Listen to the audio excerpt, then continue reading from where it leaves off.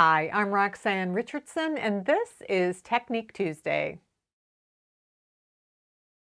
I'm going to show you two different ways to pick up stitches along a garter stitch edge. Both methods will create a flat join without any ridge on the back side of the fabric. One method takes no planning, and the other takes a little bit of pre-planning. You just have to know that you're going to want to use this method before you start knitting. For this first method, you're going to knit your edge stitches just like you knit the rest of it. So if you're knitting all in garter stitch, you're just going to knit every edge stitch just like you knit the rest of them. Now I'm holding my yarn in my left hand to knit. That doesn't matter if you hold the yarn in your right hand to knit. It's the same thing. You're just knitting every single stitch all the way across. You're not doing anything special with the selvage, with that edge stitch. So when you do that, you get an edge that looks like this. This garter ridge right here represents 2 rows. And right at the edge, you'll see kind of a triple bump. You'll see a bump here, a bump here, and a bump here. So you've got one that's the lowest, one that's the next, and then one that's on the top. So to pick up your stitches, you're going to use a needle, like a double-pointed needle or a circular needle that's smaller than the needle that you worked with. So I was knitting with this kind of needle, with this needle here. This is a US 7 4.5 millimeter needle. And I'm going to pick up with something smaller. I could use this one. This is a 3.5 millimeter or a US 4, or I could even just go ahead and use a US 1. Doesn't matter. So if you have a really long edge that you're picking up, you might want to use a circular needle. But even if you do, you could use a double point and just do this in sections. So you're going to look for the highest of the 3 bumps. You're going to look for the highest one, and you're going to slide your double point or your circular needle under that highest bump along the edge in order to pick up your stitches.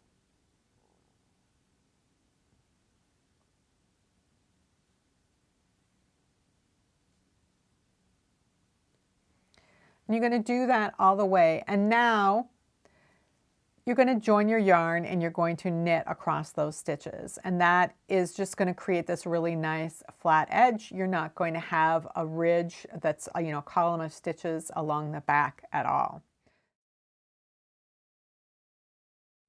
Method number 2 is the one that requires pre-planning. For this method, you are going to slip the first stitch of every row and you're going to knit the last stitch of every row. But you're not going to slip it in a way that creates that elongated sort of V look, twisted V that you might see along the edges of garter stitch fabrics where that edge is going to be exposed after you're done. So some people will use that kind of a slip stitch.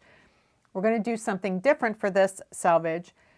Because we're going to be knitting across all of these stitches, you're just going to have your yarn positioned in the back just like you were knitting it. So whether you hold the yarn in your right or left hand, it doesn't matter. The yarn is in the back, ready to knit, but you're not going to knit this first stitch. You're going to slip it as if you're knitting. So you're coming through the front of the stitch and just letting it off the needle. And then you're going to knit across the rest of the stitches. And when you get to the last one, you're going to knit that one as well.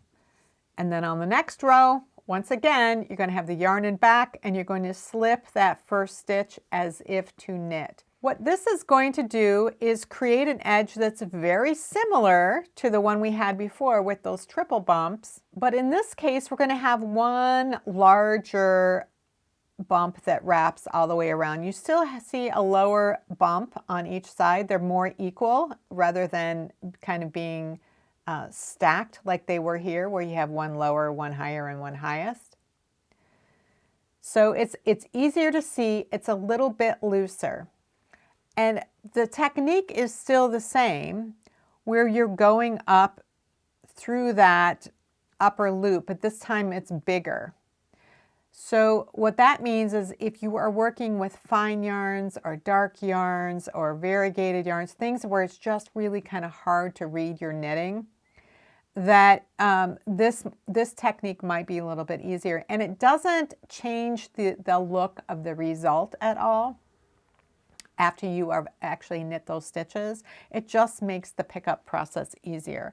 So let me give you an example of something that was knit at a much smaller gauge. So this is fingering weight yarn. It's on the medium to dark end of the shade range. And in this case, I used a stitch pattern that's usually used for heels, but I wanted a garter stitch edge, and I used that slip stitch technique. So not only is this a fine yarn, I'm working it at a firmer gauge than normal because I'm knitting socks.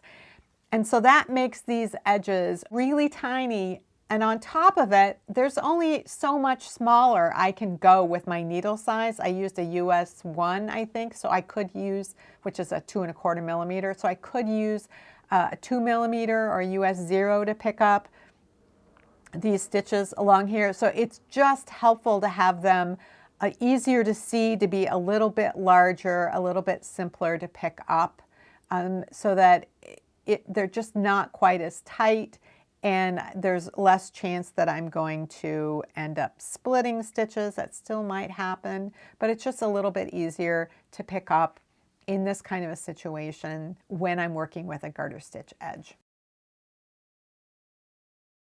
So this is an example of a sock heel where I use that slip stitch pattern for the sock heel, and on the edges I had 3 garter stitches, not just 1 garter stitch like I did in the other sample I showed you. So let me show you what it looks like on the inside. This is that edge where I picked up those stitches, and it is completely flat. There is no ridge there.